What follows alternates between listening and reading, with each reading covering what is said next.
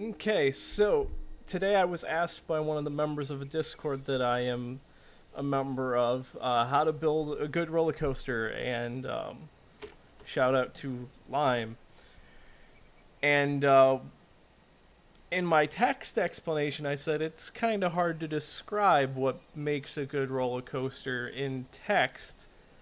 I said that it was a combination of speed and track elements, which is true. It is a combination of speed and track elements, which makes a good roller coaster. Um, but you have to know what to do with those track elements and how to manage the speed at which you're going through them to make a good roller coaster. So now here I have a small little wooden roller coaster I have slammed together, and we are going to point out some of the bad things I've done here, and we're going to make this a better ride. So first, let me point out that this test rating actually isn't all that bad. I mean, as far as a roller coaster goes, it's actually pretty good. But I'm going to point out that there are some egregious design flaws here that need addressing. So, first, let's dig in. So, let's dig into what makes a good roller coaster. So, a good roller coaster is all about speed and G forces. G forces are what make you feel excited when you're on a roller coaster, and there are a couple different kinds of G forces. There's vertical G forces and lateral G forces. Those are the ones you need to focus on the most. Um, by far, lateral is the ones that will get you in trouble the most. The vertical you have a lot more leeway with. So let me point out that the bottom of this hill, you'll see that it comes down from a steep slope back up into a very high slope very quickly. That is bad. And then you'll see this turn, which I'm going to be coming through from the main hill, is I'm going to take this really fast, and this is just a flat curve. So let me start the test, and I'll kick it down to normal speed here, so we can see how fast this actually rolls through it. And you'll see some of my sliders over here change. Which, now let me point this out. The only reason it gets away with doing some of this stuff is because of how slow this is going. When you start going faster, your G-forces will start to get more exaggerated, and these design issues will become more of a problem for you. So, one of the best features that they put in Planet Coaster are the heat maps. Now, sure, I could go to my results and I can see, oh man, I'm pulling, 3.3 lateral G's somewhere, and I'm pulling, 7 vertical G's somewhere. Oh my god, where's that at in the coaster? That's really all you had to go with in the old games. The good thing is that they added in these heat maps, which if you click here and then you click the visualize drop-down box, you can see down here it has G-forces. So you can see where you're pulling your G's. So I'm going to first focus on vertical G-forces. So let me say this, that vertical G-forces, like I said, you can get away with a lot. And there are some good and bad things with that. As you can see here, I'm capping out at about 7 G's at the bottom of this hill. Where it's more purple, that's more positive G-forces, and where it's more blue, that's negative G-forces. Now, a negative vertical G-force isn't necessarily a bad thing. That's what will give you that feeling that you're being lifted out of your seat, and is very exciting for riders. So actually, if you look at this right here where it shifts from the purple to the blue, if I swap it over to excitement, you'll see that I'm pulling like a 10 for excitement there, because they're getting lifted and thrown out of their seat, and that feels really good for a roller coaster rider. So, I mean, that is a good thing. But like I said, the only reason it's getting away with this is because this ride caps out at, 50 mile an hour, and its average speed is 13, which means you're only doing 50 for a very short amount of time. So, back to the heat maps. Let's go back to the G-forces. Now, these are updated every run. So, as it goes through this next run, which I'm going to, I'm just going to speed up the game here. Which, as you'll see it go through its, oh, sorry, that's lateral. I want vertical. Sorry. It'll update them every run. So, what can we do to make this better? Well, we could do a couple things to make it a better ride. We could stretch this out. We could literally make this track wider, make the coaster longer, make it so I can give myself a little more room. I'm just going to do a cheater solution, and I'm going to select a couple of it, and I'm going to smooth all. That looks like it's all it's going to smooth. So now you'll see that it's a much smoother transition into and out of that. And if we look at our vertical G-forces, you'll see that it's a much smoother transition in and out of that. Which is good. That can help you troubleshoot a lot of your rides. The smooth all button's really handy sometimes because it smooths the track and the banking, but it's not always the best option. Sometimes the better option is to just delete some of your coaster, make it longer, and just give yourself the space to make it better. Okay, I'm going to stop turning off of these. Now, the next thing I want to talk about is lateral G-forces. Now, flat curves, like here, produce a lot of lateral G-forces. And the only reason this ride doesn't have a really high fear, I think, is because I'm only pulling about 3 lateral Gs. Because I'm not going that fast there. Now, to get away from lateral Gs, what you can do is, I'm going to select a little bit before this curve, and I'm going to drag this over here to a little bit after, and we're going to click on this, this little rotator here. This is banking. So if I bank this,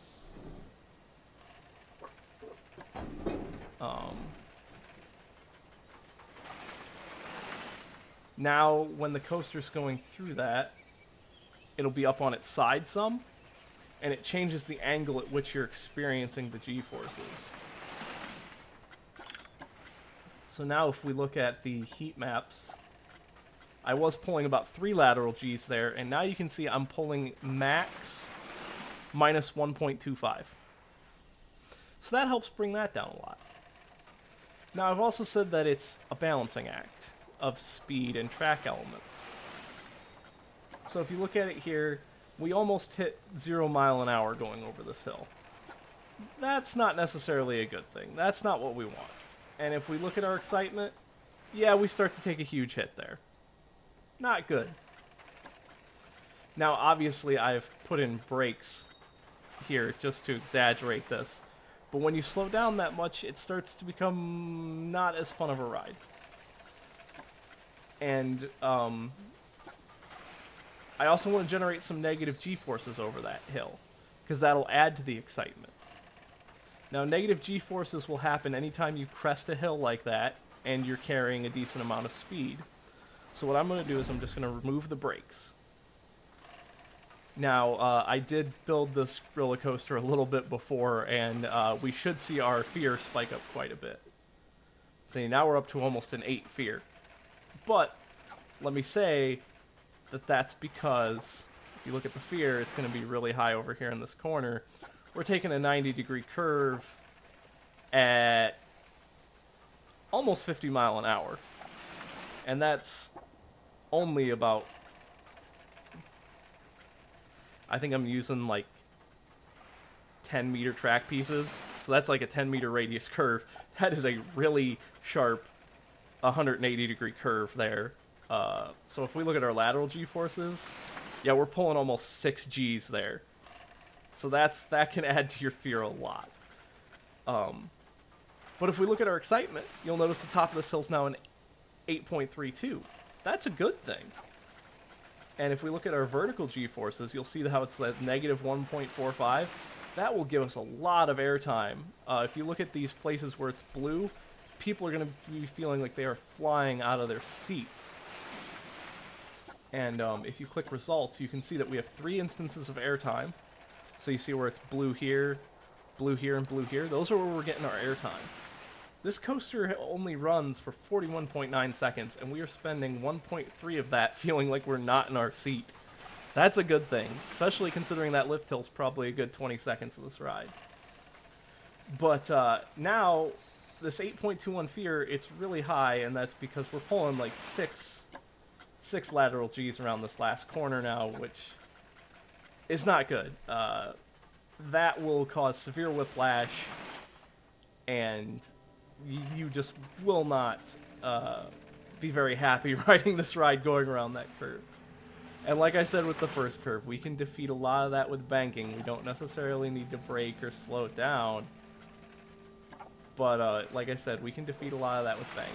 So let me pick this and let me go around the curve here and let me bank this. Alright.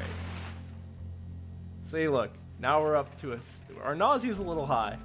And that's okay. We've got two 180-degree curves that are very sharp. So I kind of expect the nausea to be a little high. Nausea is caused by extreme shifts and stuff of G-forces, especially going around lateral ones. But if we look at our heat maps, let's look at our lateral G-forces. Remember, that was pulling a 6. It's now a negative 3.31, which is... It's still high, but it's not... We're not giving people whiplash. And you'll notice the excitement shot up and the fears went down. And that's really what building a good roller coaster is. It's about balancing the track elements and the G-forces. Now, certain roller coasters are more susceptible to things. This over here is my...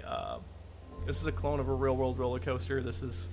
I basically built this from memory and a technical diagram of this coaster. This is the Mantis, or what used to be the Mantis. It's now the Rougarou at Cedar Point, and this was originally a stand-up ride.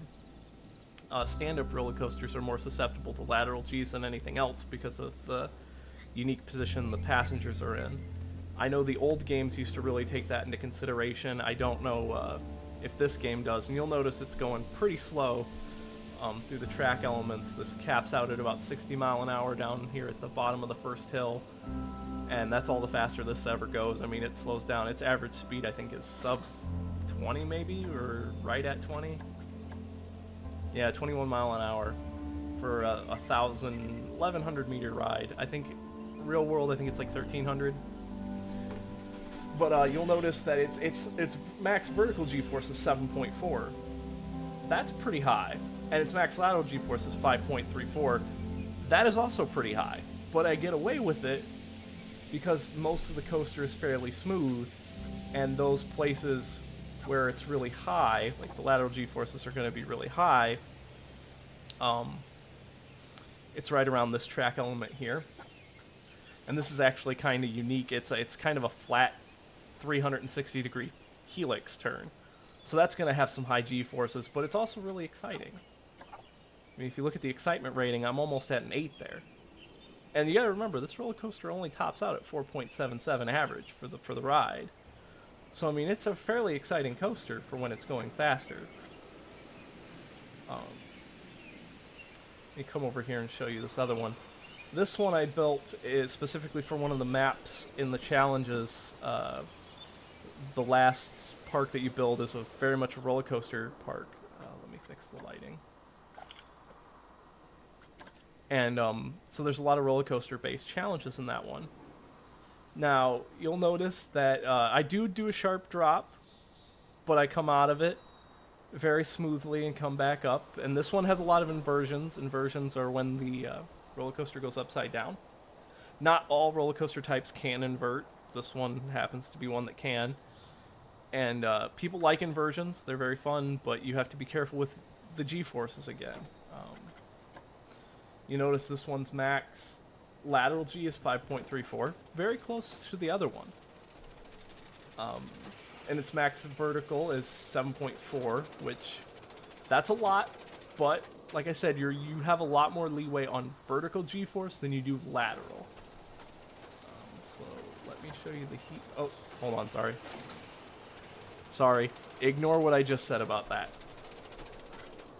About the G-forces. So as you can see, this one's much more less nauseous, and it's got a good fear rating, and it's got a very high excitement of 7.18. And you'll see that my max lateral is only 3.79, not very, and my max vertical is only 5.25. Even though I'm going through the inversions and stuff, I'm going fairly slow. Max speed of 48 miles an hour, average speed 26. So I'm going pretty slow through this coaster, but I do have inversions and stuff, and you still have to keep track of the G-forces, like I said. You know, this is the lateral G graph, and you can see I've got some right here because I'm shifting to come into this loop, and then these have turns in them. These high arches here, they're actually way overbanked turns that I'm doing there, where it basically inverts the car and then it comes back down in a curve. So that's where that's pulling some G-forces. And then if we look at vertical G's, you're going to see that the loops pull a lot of vertical G's as you're feeling you're getting forced into your seat as you're going through a loop. This one right here is the worst, obviously. You can see that's the darkest purple. But like I said, it's all about balancing speed and G-forces, and you'll have a good ride every time. Remember to bank your curves. If you're approaching a curve and you have a high lateral G, you can either extend the curve out, make the curve wider, not as narrow as these, or you can bank them. I'd always recommend banking them if you're going to be approaching at speed. You can get away with high speed and shallow curves, but they have to be shallow. You can't pull the high G-forces, otherwise you'll have the super high stuff. So, and then like I said, with the negative vertical G's, those are very exciting too, the airtime. When you get the negative vertical G's, I know those don't have a lot of the negative vertical G stuff, but if you're working with like a wooden roller coaster or the hyper coasters, and I think maybe the Giga coaster, those are basically going to be, all your excitement's going to come from airtime. So you want those negative G's. And those are caused by going over hills taking them at speed and stuff. But yeah, so I hope that this helps. Let me plop down one last roller coaster here, just to show you a hyper coaster. This is also a knockoff of a ride at Cedar Point. It's a knockoff of the Magnum XL. But let me run it through real quick, and just let me show you the effects of the negative G's and the airtime. Now this ride caps out at like 6 or 5 seconds of airtime, maybe 5.5. And you'll notice it's just, it's got a couple curves and then it loops back and then it's all over the hills again. And it tends to be a fairly exciting ride, all things considered. Let's see what it ends up being. So a 6.12, 4, 1.5, everything's green. That's good. And let me just show you the vertical G-forces. You'll see that I have a lot of areas where there are the negative G-forces, so people are feeling airtime. Yeah, 5.1 seconds with 10 instances of airtime. So it's got a lot of airtime, and that's how you make these roller coasters fun, as well as some of the curved elements can be quite fun. This curve back here, I think, actually keeps a high excitement going through it. Yeah, these curves back here keep about a 10. So you'll see over it's cresting the hills. This is excitement. So when it crests the hills, it's doing about a 10 and stuff. So you use the negative G's to create airtime, and that's how those coasters create excitement.